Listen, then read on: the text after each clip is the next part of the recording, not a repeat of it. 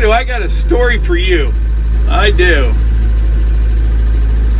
Trying to get my tractor way down in the woods here. I'm going to get my deer out that I got this morning. And I'll tell you what's going on here. But there is the mini cabin way up there. I got a buck somewhere. He's way over in there. About 175 yards here through the woods. And it's steep down here. It's nice and frozen, so I figured I would just get him with the tractor. But it's the first day of deer season. I just got to get into it here in a little bit. It has been a crazy morning. I should have taken the land plane off, but I wanted it for the ballast. But I don't think I can fit between these two. I think it's the end of the line. Alright, we got him in the bucket of the tractor. Once we get on top of the hill, I'll show you what I got. But he was only down there about another 75 yards or so. I got a steep hill to back up here.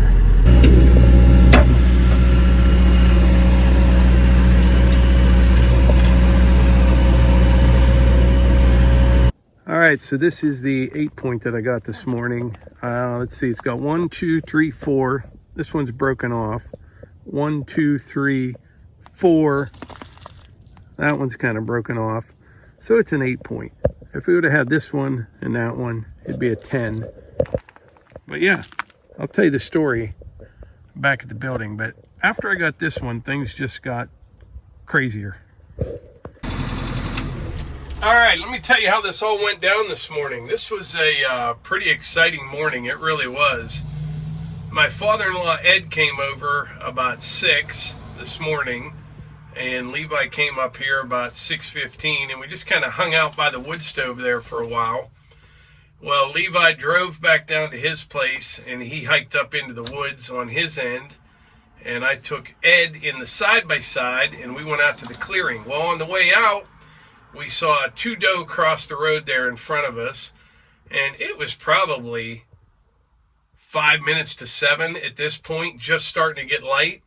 And then we walked over into the mini cabin, and we weren't there more than 10 minutes, and I saw 5 doe out in front of me quite a ways. I saw one. I got my binoculars out. By the way, I love those Vortex binoculars. Checked the first one, second one, third, fourth, fifth. I'm like, they're all doe. And Ed's like, that's a buck. I'm like, no, they're all doe. He's like, no, that's a buck. Well, here, I'm looking out ahead of me about 150 yards through the woods. Well, this buck had come in below the mini cabin. And I don't know if it's the cold weather or what, but they're chasing doe again. And he ran up on the hill there by where those doe were. And they're all kind of tangled up in a mess there, and it wasn't really light yet. It was light enough to shoot, but you just couldn't see real well. So I'm trying to find this buck, and anyway, they went down over the hill, and I saw that buck again, and he was way out there at this point. It's real thick down in there. There's trees everywhere. It's not like hunting out west, meaning like 100-yard shot here is a stretch because there's just trees everywhere and you got to pick a window.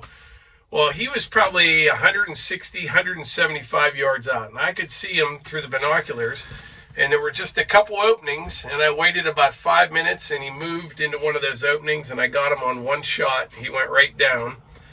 So I go down, got the deer, all that. I take the tractor out, and no, before I took the tractor out, I come back to the house to get the tractor, and I'm over at the building, and I see a deer right behind the house. It's a big deer. And I call Melissa. I'm like, what's that deer? She goes, it's that big buck. It was that 10-point that I got pictures of a couple weeks ago. He was right behind the house.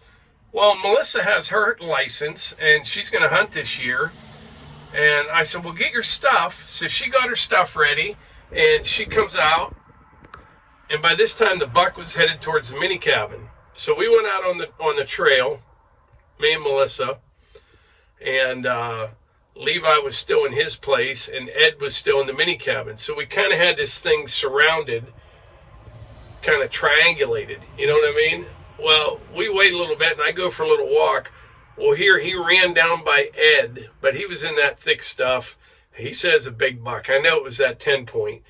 And he couldn't get a shot at it. And it went down towards Levi's house. But from where Levi was sitting, he went down around the bottom, and he couldn't see him from where he was at. So saw that one. Saw 4 more doe behind the house when I finally came back to get the tractor. Saw a half rack in the valley right behind the house. Then a 6 point on the first ridge behind the house. Some more doe. They're just everywhere today. This has been the best first day as far as activity and action that I can remember probably in 15 years. So personally, I saw 4 buck and about 20 doe by 8:30 in the morning. And they're just on the move. And I think a lot of those doe that I saw were in the woods right behind our house. And I kind of thought most of the oak trees in the area, I mean, they're scattered about, but we have a real nice stand of oaks right behind the house back to the clearing, you know, mostly on that right side. And we had so many acorns this year. So the doe are in there eating the acorns, and the bucks are coming after the doe. But yeah, they were just moving everywhere. It was a really exciting morning, and I'm glad I got that buck. He's not a monster buck or anything like that, but I'm super happy with him. And what's nice is I can kind of just get back at it now. You know what I mean? Because during deer season, if it's daylight, I just have in my head I should be hunting if I didn't get a buck already. You know what I mean? So it's just, I don't know, kind of excited. I am. But right now, I need to head down to Levi's house. He is slowly working his way down to his place, and we're going to lift some raised beds that he has nuts planted in. He sells trees, so he's got all kind of stuff, but he just said bring the forks. He's got a strap, and we need to lower him to the ground or something. Well, change of plans. I was getting ready to walk down to Levi's place, and he just texted everybody he got an 8 point as well. This is unbelievable. This is hands down the best first day, yeah, I think, in a long, long time. And since he left our house, I think he saw 4 different buck. 2 were legal, and the other ones were small ones. And what's crazy is the buck that I got and the one that he got, I've never seen them before. All the pictures, all the videos, so I don't know where they're coming from, but it's a good day. Now Levi's down towards his house, maybe a couple hundred yards from the house, not far off the trail. So we're going to go out here to the clearing, hang a left, and we'll just put that one in the bucket of the tractor as well. That works out pretty good. Instead of dragging them all that distance, you know, behind the side-by-side or whatever. So there's the mini cabin over there. That buck that I got was on the other side of this hill. You go down and part way up the other side. Somewhere's way down in there. About 175 yards from the mini cabin. Now Levi had just walked out this trail, and he was out here about another 200 yards, and he got that one down in there. Well, congratulations, Levi. Thanks. It's been quite a morning, hasn't it? Yeah, I don't remember a first day like this in a while. I don't know if it's being so cold or what. Man, it's been a good morning. It's crazy. And the thing is, the bucks we're getting are ones we've never seen before. Yeah. There was a group with this one, and I didn't recognize any of them. So how many deer do you think were in this group down? Probably 10. There was a half rack spike, there was a spike, and then there were 2 8 points and a bunch of doe. Really? So, yeah. We just guessing, we saw somewhere around 7 or 8 buck today, easy. Yeah, definitely. Yeah. I don't ever remember a first day like that. Yeah, we'd see a lot of doe, but not, a lot of buck around right now. Yeah, I was just telling them a minute ago, I had the forks on, I was ready to go down to your place, and you sent a text, I'm like, nope, change your plans. Yeah. Well, let's go get them, and we'll get it up here to the bucket, and we'll show everyone. All right. So this is Levi's deer. Beautiful Pennsylvania 8-point right there. See, that one I had, I think the rack's a little smaller, and mine was, it would have been a 10, but I had 2 broken points, one on each side. That, yeah. But yours is a little heavier rack and a much bigger deer than the one I got. But we were down there dragging it up the hill, and we looked over, and there was a doe just kind of walking down through here like nothing's going on. Yeah. All right, well, you can tag this one, and I'll just meet you over at our place. You can walk back, Sounds get good. your truck. All right, it is first thing Sunday morning. It's about 4:15 a.m. Second day of deer season here in Pennsylvania, but I'm not hunting today because I got a buck yesterday. And you're going to see this video in just a couple hours. I'm going to upload it and publish it this morning. But yesterday was a really good day, but boy, it took a turn later on. After I got my buck out of the woods and we got Levi's buck out of the woods. And like I said, we had not had a first day of deer season like that in maybe forever, where we saw that many different buck in such a short time frame. And it was just a good day. It was really good. So we get back to the house. Levi's kids came up. Hannah and Bo were over here. And I was going to take my deer to a processor. A buddy of mine, his friend does it, just kind of on the side, but he makes good beef stick and good deer bologna. So I said, I'm going to take my deer over to him. And the hunt man was ready to go somewhere by this point in the day.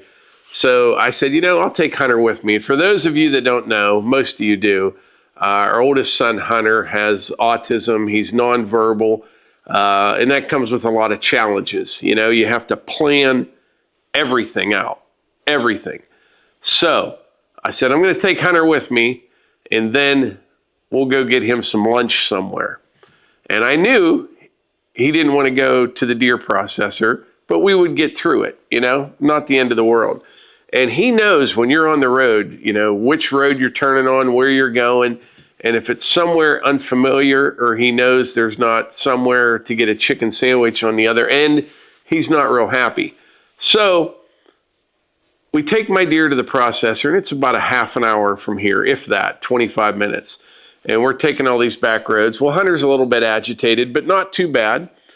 I get my deer dropped off. I'm like, hey, everything's good. So I order on my phone a chicken Parmesan sandwich, which Hunter loves, from a hoagie shop about 20 minutes from here. And he loves these chicken parms. I'm like, this is going to be a great day for Hunter too. So I order it, and Hunter knows that I ordered it, so he knows where we're going.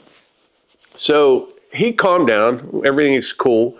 We're driving up the road, and I'm just about to the hoagie shop, put my turn signal on, and there are flashing lights and sirens behind me. I'm like, I had no idea what I did, So I pull I pull right into the hoagie shop, because that's where I was going, and that's right where he put the lights on.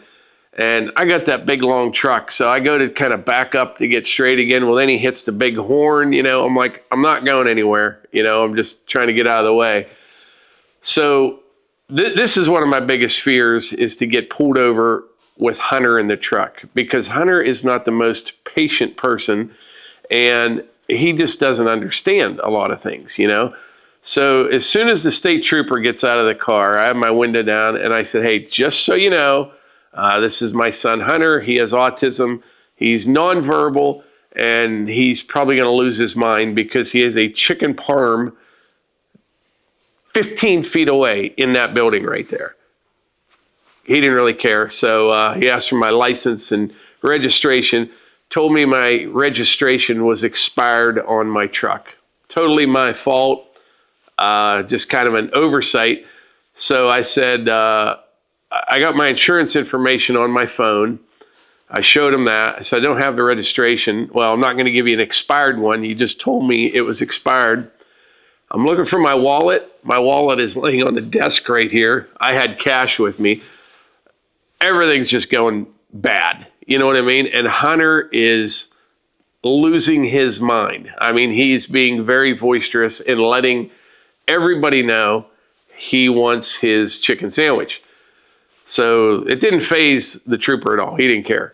So he goes back to his car for maybe 5 minutes, and I'm just telling Hunter, just be a minute, calm down. He did not calm down at all. It was ugly. It was. He's had some meltdowns.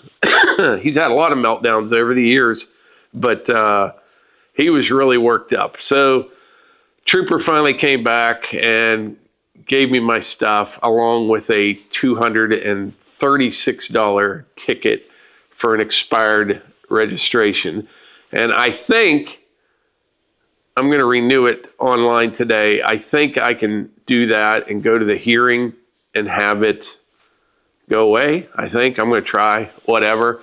But yeah, $236 for expired registration on the Super Duty.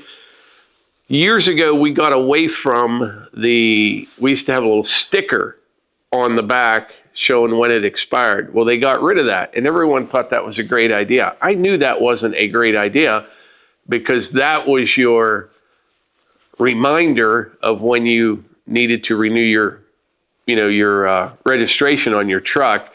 And since they got rid of that, and now the police have got those plate readers, so it was definitely a revenue generating day yesterday. I don't know if it's because it's the end of the month or what, but I went in after I got my ticket. I went in and I got Hunter's sandwich, came back out. He already had somebody else pulled over for another traffic thing.